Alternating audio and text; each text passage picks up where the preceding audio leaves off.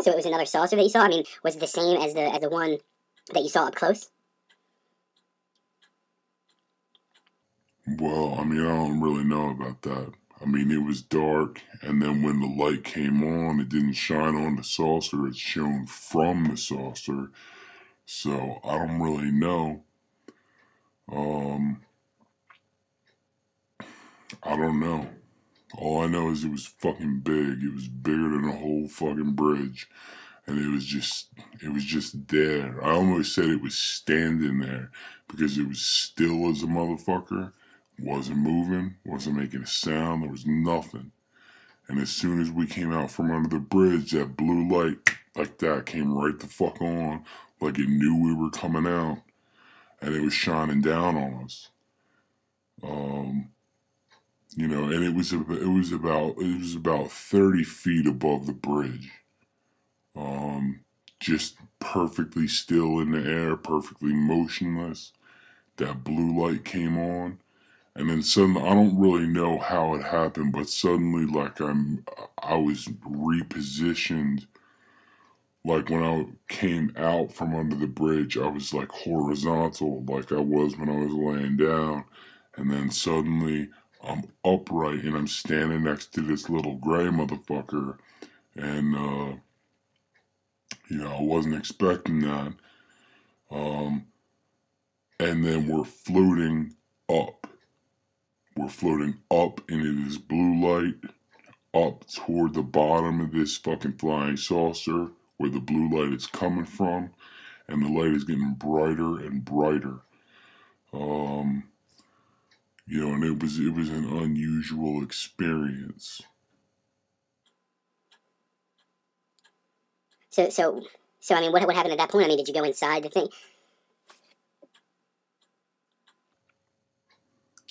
Yeah, I mean, I wound up inside it, and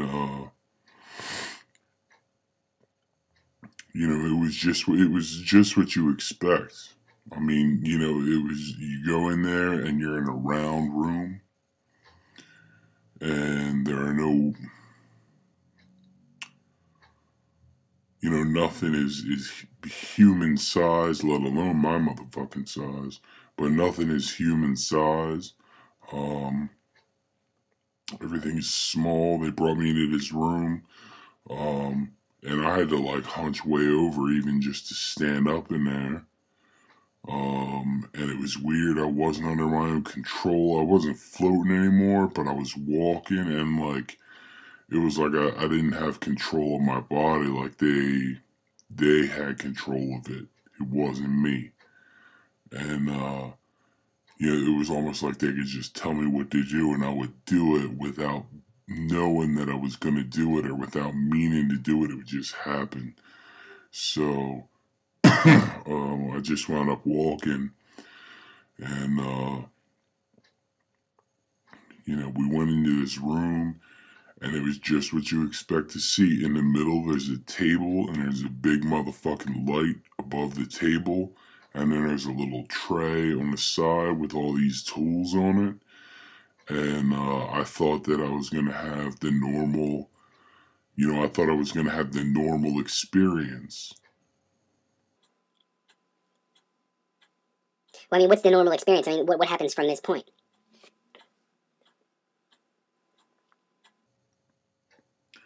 Well, I mean,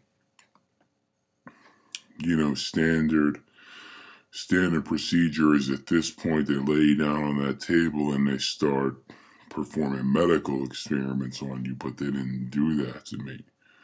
What happened instead?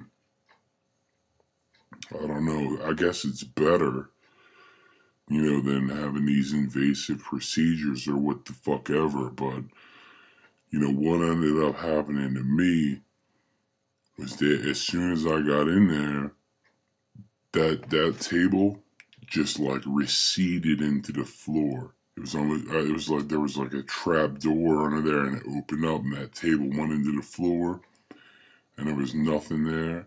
And one of them went and moved that tray over to the side, and I'm not exactly sure what happened because I was like, I was looking around and shit, and they were sort of repositioning me. But eventually, I got back to the center of that room where the table had been, and in its place there was like a chair, and that also is a normal thing, a thing that you expect, but for different reasons. And so then they sat me down in this chair. Well, I mean, what's the chair for? Like you said, they do it for different reasons. What is the chair for? It's a different thing? Yeah, the chair is a totally different thing than the table. I mean, normally in the chair, people who experience being put in the chair rather than on the table, they have different kinds of stories to tell. Or if they have the same kinds of stories to tell, they're stories with additional material. In other words, when you're on the table, it's about medical experiments. When you're in the chair, it's about psychological experiments. So, being being who I am and being in the line of work that I'm in, I knew what to expect, or I thought I knew what to expect from being in the chair. And, it didn't exactly happen the way that I thought it would. It didn't exactly happen the way that I hoped it would.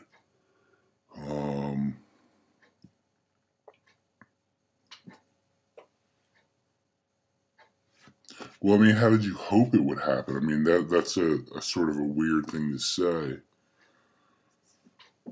Well, yeah, I mean, it is a weird thing to say. I just figured, the thing about it is, I figured that because I knew, because I knew what to expect, or I thought I knew what to expect, being all whatever. Anyway, because I thought I knew what to expect, I thought I was going to be able to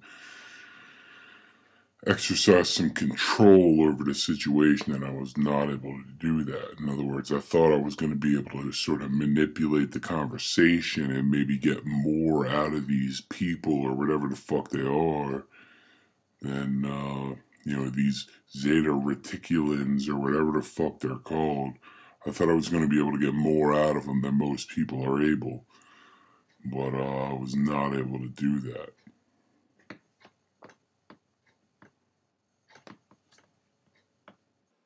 So, I mean, so what did happen? I mean, furthermore, like, what did you expect? I mean, what did you expect them to do? Well, I mean, if you find yourself in the chair, they're doing psychological experiments on you, and what you expect, if you know anything about this, what you expect at that point is you expect there to be a screen, and you expect them to show you scenes of devastation on the earth. I mean, that's pretty standard. I mean, what people say all the time is that they were shown this screen, and on the screen, they saw the end of the world. And then they saw the end of the world again, and then they saw the end of the world again. It's almost like they show you every possibility of what the end of the world could be. Like, here's the end of the world if, the polar ice caps melted and flooded this motherfucker out. And here's the end of the world if there was a nuclear holocaust. And here's the end of the world if a comet hit. And here's the end of the world if there was some kind of super virus or whatever. And they sort of go down a list like that. And what most people don't realize is that what they're doing is they're testing your reactions. They're trying to figure out what your reactions are going to be like. I don't really know why, but I know that's what they're looking for. But, and that's what I expected. But that's not what happened to me. I mean, to get right to it, they started asking me different kinds of questions than I really expected to hear.